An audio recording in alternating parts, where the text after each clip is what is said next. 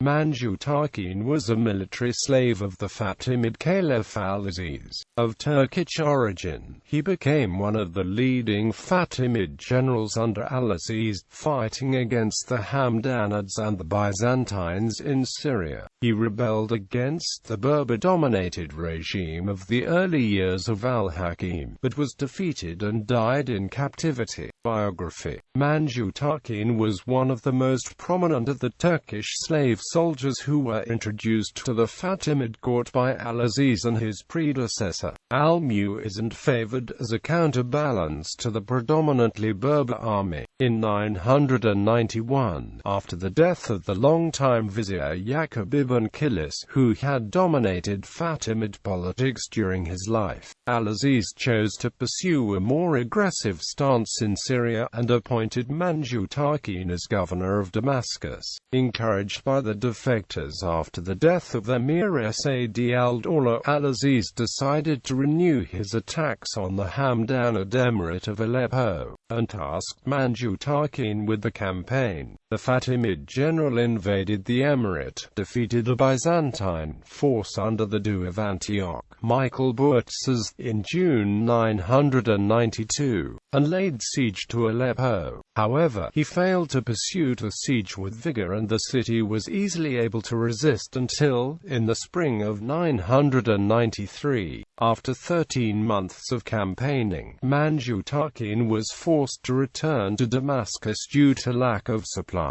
In spring 994, Manjutakin launched another invasion, again defeated Buertzes at the Battle of the Orince in September, took Homs, Apamea and Shazar, and besieged Aleppo. The blockade was far more effective this time and soon caused a severe lack of food, but the city's defenders held out under the determined guidance of the Hamdanids' de facto regent Eliu, until the sudden arrival of the Byzantine Emperor Basil II in person in April 995. Basil, who had been campaigning in Bulgaria, had responded to the Hamdanids' plea for aid, and crossed Asia Minor in only 16 days at the head of an army. His sudden arrival, and the exaggerated numbers circulating for his army, caused panic in the Fatimid army, especially as Manjutakin, expecting no threat, had ordered his cavalry horses to be dispersed around the city for pasture. Despite having a considerably larger and well-rested army, Manjutakin was thus at a disadvantage. He burned his camp and retreated to Damascus without battle.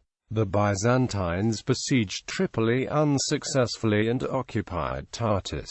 Al-Aziz himself now prepared to take the field against the Byzantines himself, but he died on the 14th of October 996 before starting his campaign. After al-Aziz's death, his young son al-Hakim succeeded to the throne. The Kutama, however, used the opportunity to install a leader, al-Hasan ibn Ahmad, as prime minister, and to effectively seize control of the central government for themselves. This provoked the reaction of the Turkish faction, led by Manjutakin. With the covert encouragement of al-Hakim's eunuch tutor Barjawan, Manjutakin led his army south towards Egypt, while the Berbers gathered under the command of Sulayman ibn Ja'far ibn Fallah. The two armies met in either Ramla or Ascalon, and a battle ended in defeat for Manjutakin, who was taken prisoner. Ibn Fallah marched on to Damascus, where he assumed the post of governor, while Manjutakin himself was well received by Ibn Ammar, who thus hoped, in the event, without success, to reconcile the Turks to his regime and use them to counterbalance the caliphal office. He was allowed to live out his years in retirement in Cairo, where he died in 1007.